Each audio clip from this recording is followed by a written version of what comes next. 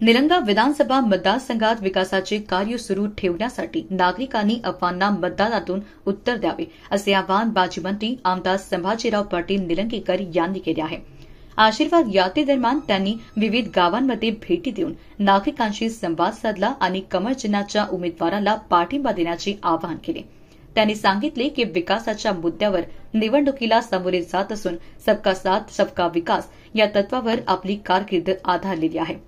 दरम्यान निलंगा मतदारसंघातील भाजपा महायुतीचे उमेदवार आमदार निलंगेकर यांना लातूर जिल्हा सगर गवंडी सेवाभावी संस्था व राष्ट्रीय बहुजन पार्टीचा पाठिंबा मिळाला आहे। संस्थेचे अध्यक्ष संभाजी आयनिले आणि राष्ट्रीय कार्याध्यक्ष रमेश पवार यांनी समर्थनपत्र सुपूर्द केले।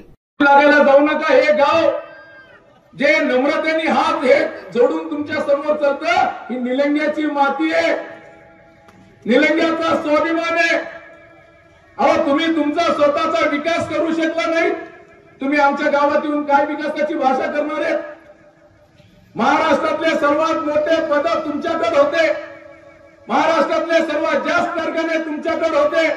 60 वर्षानंतर देखील त्यांना रेल्वेने पाणी आणावं लागलं आणि रोज ज्यावेळेस रेल्वेने पाणी आणलं, आपण या निलंगा मतदारसंघातून रोज संभाजी पाटील त्यांना 500 पाण्याचे टँकर पाठवत होते, हे देखील मला आपल्याला आवर्जून सांगायचं।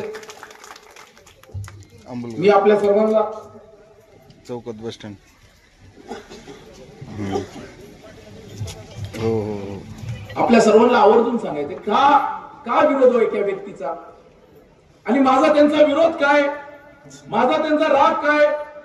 अनेक जणांना मला माहित नसेल पण सांगायचंय, जिल्ह्याचे पालकमंत्री मी होतो 2.5 वर्ष, त्याच्यानंतर पालकमंत्री त्यांनी झाले, पण त्या 2.5 वर्षामध्ये कोविड सारखं संकट आलं आणि कोविड सारखं संकट आल्यानंतर आपल्याला ऑक्सिजनची गरज होती, औषधाची गरज होती।